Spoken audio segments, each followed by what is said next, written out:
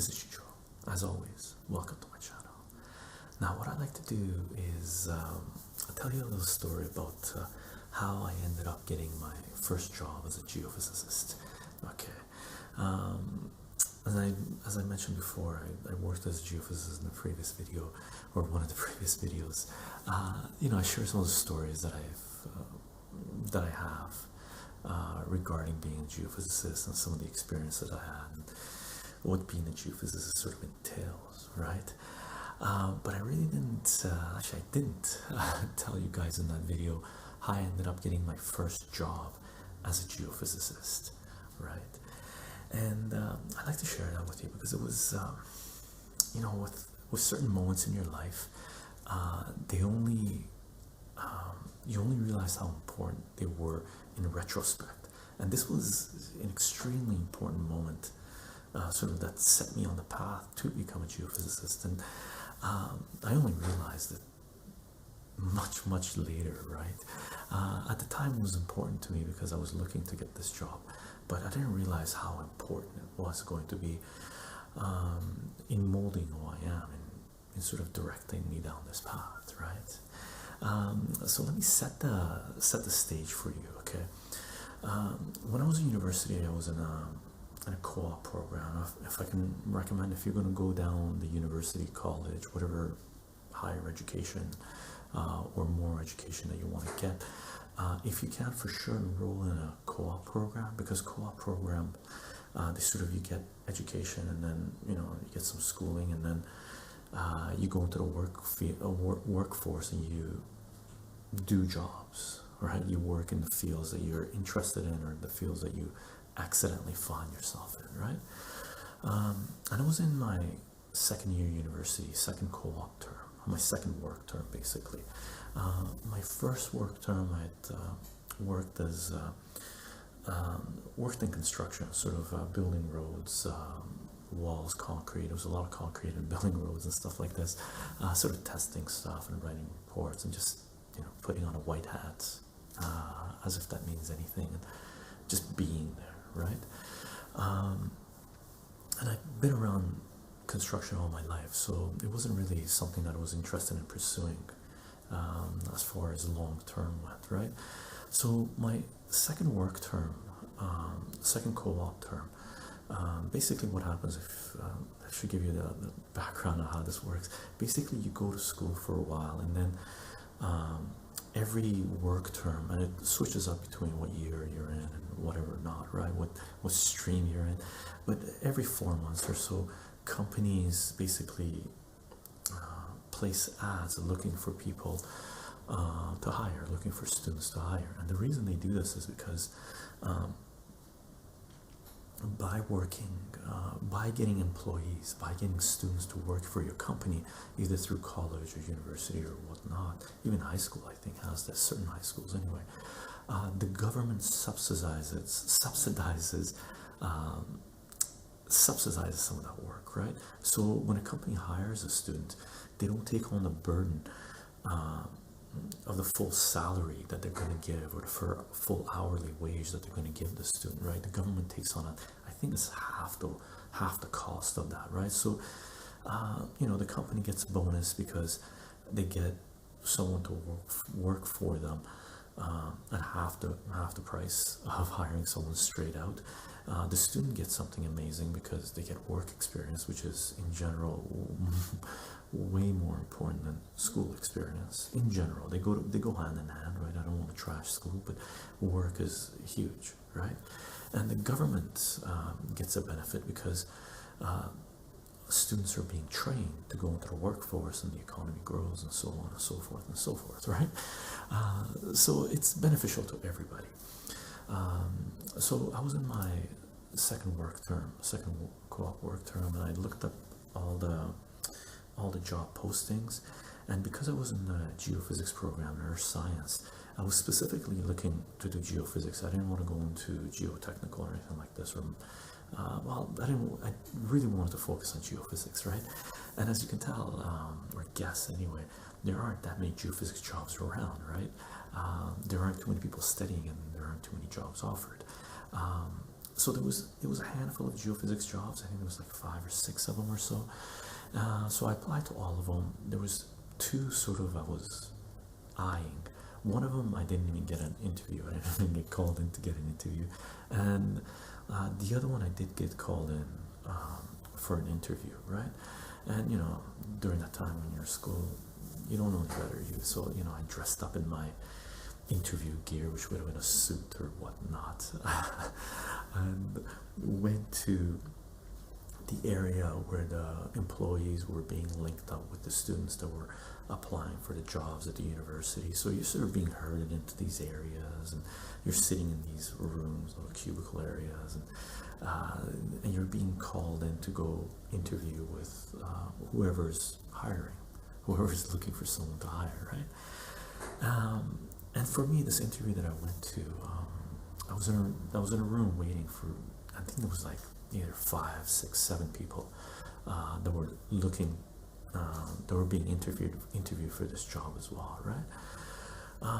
And I believe I was like either the second or third person, one of the early people being interviewed. So I waited my turn. They called me in, and I go into the room. I introduce myself. Shake hands. Hi, this is for you, Chicho. This is Chicho. Hello. Grab a seat. And at the time, I didn't know what the company was, but basically the person that was hiring, that was interviewing me, he was the owner of the company. It was a very small company. There was only 3 people in that company. The second ranked person, second highest level person, was the person that hired me after my graduation. In the previous geophysics video, the person that I met in the parking lot, and he ended up hiring me long term, and I stayed with the company for 10 years, right? So the owner of this company was interviewing me, and just a heads up, if you are in a co-op program or if you're looking to get a job, just get your foot in the door and learn as much as you can. If you can, find jobs with small companies, because what happens is with a small company, you'll learn a lot more because you're responsible for a lot more, right? So you learn a lot of the bureaucracy involved in it, a lot of technical stuff involved in it, and you learn a lot of, if the company's getting a lot of work, all of a sudden, they throw you to the deep end of the water and tell you to swim, so you have to learn on your toes. You have to learn fast. So it's amazing, really, really good experience working for a small company if you're starting off, right? So, I sat down, we introduced ourselves, and he basically, looked at my resume and said, asked me, everything was there regarding my education, who I was, my background, where I came from, what courses I'm taking, stuff like this. So after all the little minor initial stuff was done, this is the question that he asked me. It was either first or second question, a serious question that he asked me that really got me the job, right? And the question was this. He laid out a scene and said, listen, so you're hired, I've trained you to do a certain job, and I send you to the field, and you take all the equipment and all, whatnot, and you're set up and you're about to do your work, and you go to turn on the instruments, right? Your geophysics instrument, maybe seismic, mag, radar, EM, gravity, going down boreholes, whatever they may be, and it doesn't turn on, it doesn't work. What are you going to do? That was the question. You're out in the field, you're about to do a survey, or you're planning to do a survey, collect data, whatever it might be, and you go to use your equipment and they don't work. What are you going to do? Right? For me, I've had a little bit of, I was in my second year, end of second year schooling, so I've had some experience with some of these instruments, not all of them, not by a long shot, right? But I had some experience. And growing up in the 80s, I was into video games and stuff, so I had little handheld games that you played and whatnot. So it was, I've been exposed to some electronics, and without really thinking, my reply instantly was, I checked the batteries. right? And you know, he had his pen in his hand, and he was looking at the sheet and looking at me and stuff like this. And as soon as I said that, I paused, right? He sort of went, and there was a moment of silence, right? And I was sort of, you know, I was new, I didn't know, right? And I was sort of like, I wasn't sure if I replied correctly or not, right? And the pause was extended, so I went, is that okay? You know, I'll just check the batteries. He goes, yeah, no, that's fine. And then just this minor pause, and then he did a follow-up question. He goes, what happens if the batteries are all fine, right? Everything's in the right order. Again, almost instantly I replied, I said, I don't know, I check the connections, right? Check the cables, right? Unplug everything, replug them back in, just like a stereo, right? Again, there was a pause, and I was like, you know, this guy pauses a lot, right?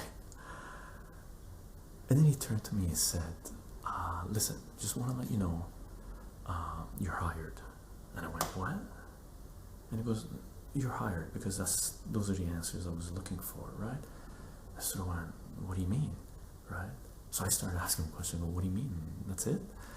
And he goes, listen, we're a small company. And he told me about this. He goes, we're a small company, or my company is a small company. It was his company, right?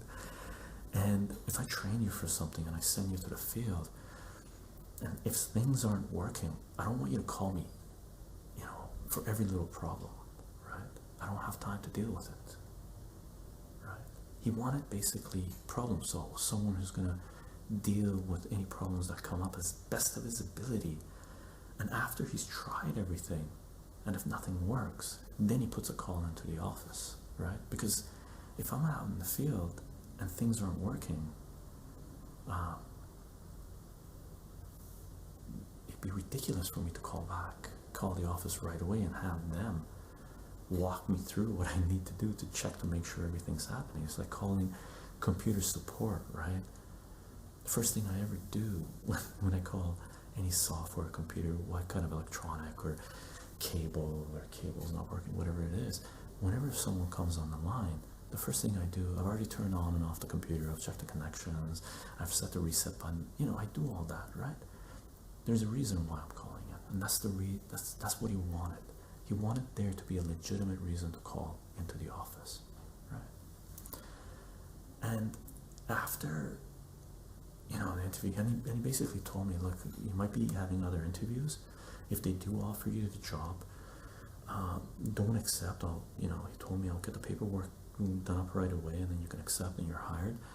And he said, I have to interview the rest of the people here, but you're basically it. And I was physically fit, and I could carry the equipment, and you know, he had looked at my resume, he knew I was specializing in geophysics, and he knew what I wanted to get into was there, all right? And just that simple reply, right? Check the batteries, right? Getting that job really set me on the path of what I was going to do for a number of years, right? And for me, after working for this company, working for this person, there's four of us working together, me being, you know, the lowest level second year student, running around doing things and learning different instruments and being sent out on my own at times, well, a lot of times actually. For the first month, no, but after that, going out and doing all this stuff. After doing that, I knew that's exactly what I wanted to do, and that's what, you know, the co-op program is really about, right? To give you experience. If you find a field that you really want to be in, you can pursue that, right? And then for the third co-op term, you know, when, you know, booklet was coming out, and because it wasn't online at the time, booklet would come out, you read the stuff, the job postings, and you apply. And I knew I wanted to do more environmental geophysics, and geophysics specifically, but there were no geophysics job that really caught my eye for the third work term that I had. You know, you go to school for 4 months or 8 months and you do another work term. So we were supposed to do, to qualify to graduate with the co-op program that I was in, you had to do minimum of 4 work terms, and you could have done 5. You were offered 5. So I had done 2. For my 3rd work term, I didn't find any jobs that I was interested in. So what I ended up doing, and after working for this company for 3 to 4 months basically, I realized what type of education I needed to get to be able to pursue this, right? So in my 3rd work term, I knew there wasn't any jobs that I really wanted to get into, and I knew I needed to learn a little bit more mathematics. And co-op program basically works like this: when you go out and work, at the end of the work term, you sort of write a report and you submit it to your university. You get a letter from your employer saying, you know, this person, you know, did everything they were required to do and they pass, right? And you know, you get a little check mark, you fulfill your requirement to do a co-op work term, and you can proceed to the next level.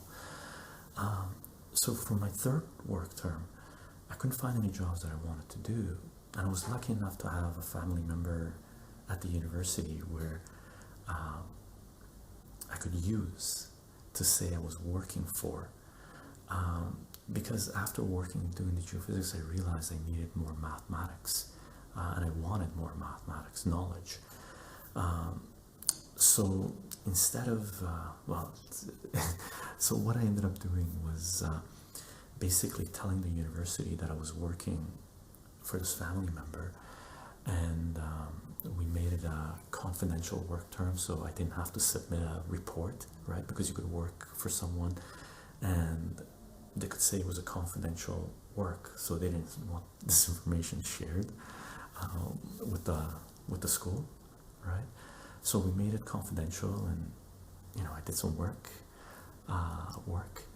and you know, he sent a letter in saying that I might fulfill my requirements. And what I ended up doing was taking 4 math courses that term, so I could get my math minor. And hands down, as far as my academic career goes, and doing a work term at the same time, confidential work term, that term of taking 4 math courses was hands down the hardest academic term I've ever had. Okay. And I shared part of that in the first video we put out for the language of mathematics, where I said you know, one course I had to study for was, you know, I studied 10 days straight for one of the tests I was writing, right? Extremely difficult, extremely difficult. So that's what I ended up doing, and I knew I wanted to do geophysics. For my 4th work term, I did the same thing. I looked into the job postings, and there was nothing resembling what I had done previously in my 2nd term, and I wasn't interested in doing other types of jobs. I knew exactly what I wanted to get into. So I was lucky enough to have people on the west coast of BC that were in construction, family members, and I was hired to do another confidential work term, work reports, and fulfill my requirements for my 4, you know, cooperative terms. And it was the 2nd one that really got me into the geophysics field, got me doing what I, you know, did for about 10 years, and some of the experiences that I had that I shared in the previous video, just talking about geophysics and some of the places I went to, and some of the things I experienced anyway, right? So in retrospect, right, at the time it was important because it gave me the job. My reply to the question, what would you do if your instruments didn't work? I checked the batteries, check the connections, right? That got me the job. But in retrospect, it set me on a path, sort of had a huge part to play of who I am, right? What I've learned, the experiences that I've had, right? So very important experience goes a long way, and I was lucky, right? It wasn't a question I was expecting, right? You read, you try to prep yourself for an interview. You think about all the things they're gonna ask you. What are your hobbies? Why do you want to work for my company? And whatnot, right? Who are you? What experience you've had, or anything like this? What would you do in the field if your instruments didn't work? Right? If you're going to go into geophysics, very important to know. Okay. Yeah. Huge part to play in my life, right? And if you're going for job interviews, and if there's a job that you want, in retrospect, you'll find out how important those moments are. Okay. I'll share one more little bit with you. It's and for me, I share some of these stories with some of my students, and some of my students sometimes share stories back with me, right?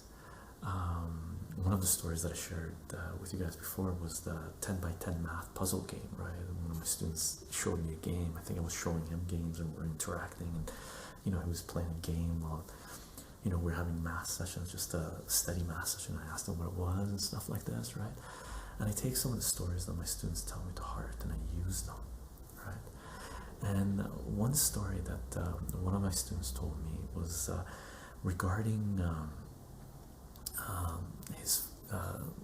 the student's father's partner. The student's father and his friend had a company, and the partner was in charge of hiring and firing people and stuff like this. And it was a medium-sized company, so they hired people on different levels, right? It could have been high-ranking, someone they needed, technical engineer, whatever it was. I can't remember what that company was, or mid-level or low-level, right? Maybe they needed a pencil pusher, someone mail delivered, right?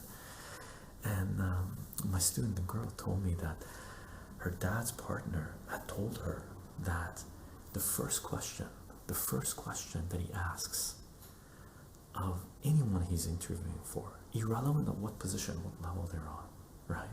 Which blew me away. I've never heard this before, right?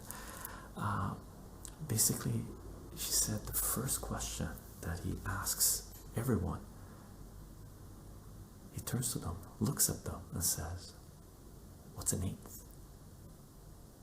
Right? What's an eighth? Crazy, right? And she said, if they hesitate, within reason, there might be a pause to think, but if they hesitate and they say they don't know, he doesn't hire them, irrelevant of what position it may be, right? It's because they don't know what an eighth is, right? Mathematics, very powerful, very important, right? What's an eighth? What do you do if your instruments don't work? Check the batteries, check the connections. Sets you on a path to become a geophysicist. For the job interview you might be going for, right? What's an eighth?